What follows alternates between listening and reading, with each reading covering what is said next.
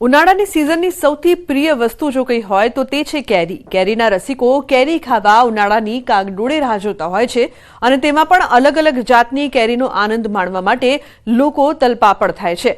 ત્યારે આજે વાત કરવી છે એક એવા શિક્ષકની કે જેઓએ વૈજ્ઞાનિક અભિગમ સાથે 1.5 વીઘામાં 400 ઉપરાંત કેરીના 35 જાતના છોડ વાવી સૌ કોઈને વિચારવા પર મજબૂર કરી દીધા છે. જી હા, ધનસુરા તાલુકાના શિકા ગામના ઉન્મેશ કુમાર, જેઓ એક શિક્ષક છે, તેમણે આધુનિક ખેતીની પદ્ધતિઓ અને વૈજ્ઞાનિક અભિગમ સાથે જોડી કેરી વાવી છે, જેમાં ગુજરાતની આગવી ઓળખ ધરાવતી સોનપરી, રસરાજ, વિશ્વની સૌથી મોટી કેરી નૂરજહાં અને સૌથી મોંઘી જાપાનીઝ મિયાઝાકી મેંગો પણ તેમના ખેતરમાં ખીલી રહી છે.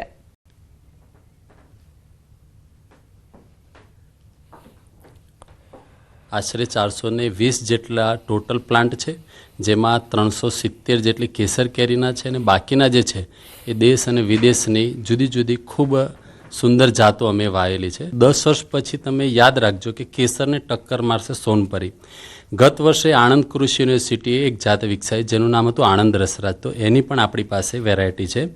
વિદેશી જાતોની વાત કરીએ તો સૌથી મોંઘી કેરી વિશ્વની આપ સૌ જાણતા હશો, જાપાનીઝ મિયાઝાકી મેંગો, મૂળ જાપાનની કેરી છે અને ભૂતકાળમાં 2.5 લાખ રૂપિયા ડઝનમાં વેચાયેલી છે.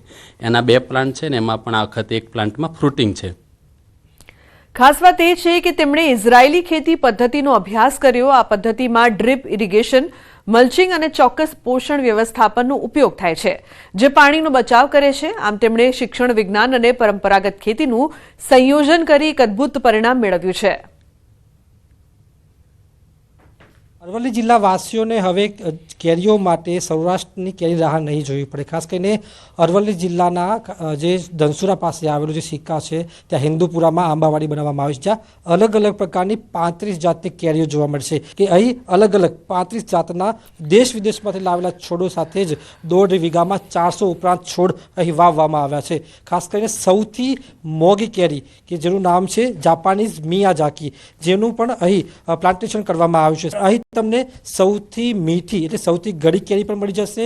ડાયાબિટીસના જે લોકો છે, દર્દીઓ છે, તેમના માટે પણ કેરી અહીં મળી જશે અને સાથે જ 12 માસ કેરી મળી શકે તે પ્રકારનું પણ અહીં પ્લાન્ટેશન કરવામાં આવ્યું છે. એટલે અલગ પ્રકારનું દેશ વિદેશમાંથી જે પ્રકારે કેરીઓના છોડ લાવી અને જે અહીં ખેડૂત છે જેઓ ખુદ એક વિજ્ઞાન શિક્ષક છે, તેમના દ્વારા એક અનોખો વૈજ્ઞાનિક અભિગમ સાથે અહીં પ્રયોગ કરવામાં આવ્યો છે અને પ્રયોગ સાથે જ તેઓ છેલ્લા 3.5 વર્ષની તેમની જે મહેનત છે અહીં ફળથી નજરે પડી રહી છે.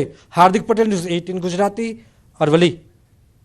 અંગોલાના રાષ્ટ્રપતિ જોઆઓ લોરેન્સ ભારતની મુલાકાતે છે, ત્યારે પીએમ મોદી રાષ્ટ્રપતિ ભવન પહોંચ્યા હતા. અંગોલાના રાષ્ટ્રપતિના સ્વાગત માટે રાષ્ટ્રપતિ ભવન પહોંચ્યા હતા. ભારતના રાષ્ટ્રપતિ દ્રૌપદી મુર્મુ પણ ઉપસ્થિત રહ્યા હતા. તો ખાસ તેઓ ભારતના મહેમાન બન્યા છે. અંગોલાના રાષ્ટ્રપતિ ભારતની મુલાકાતે આવ્યા છે, ત્યારે પીએમ મોદી પણ ઉપસ્થિત છે. પીએમ મોદીએ અંગોલાના રાષ્ટ્રપતિનું સ્વાગત કર્યું હતું. તો રાષ્ટ્રપતિ દ્રૌપદી મુર્મુ પણ ઉપસ્થિત રહ્યા હતા. તો ખાસ તેમનું સ્વાગત કરવામાં આવ્યું. અંગોલાના રાષ્ટ્રપતિ ભારતના મહેમાન બન્યા છે, તેમનું ખાસ સ્વાગત રાષ્ટ્રપતિ દ્વારા પણ કરવામાં આવ્યું છે. પીએમ મોદી પણ ખાસ તેમના સ્વાગત માટે ઉપસ્થિત. તો સીધા દ્રશ્યો આપ જોઈ રહ્યા છો. અંગોલાના રાષ્ટ્રપતિ ભારતની મુલાકાતે છે અને કઈ રીતે તેમનું સ્વાગત છે તે કરવામાં આવી રહ્યું છે. દિલ્હીથી સીધા દ્રશ્યો આપ જોઈ રહ્યા છો. રાષ્ટ્રપતિ દ્રૌપદી મુર્મુ પણ ઉપસ્થિત રહ્યા અને તેમણે પણ તેમનું સ્વાગત કર્યું.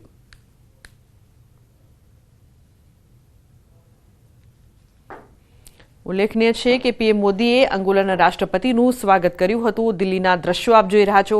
રાષ્ટ્રપતિ દ્રૌપદી મુર્મુ પણ ખાસ ઉપસ્થિત રહ્યા હતા અને તેમણે પણ તેમનું સ્વાગત કર્યું હતું. તો ભારતના મહેમાન બન્યા છે તેઓ ખાસ કરીને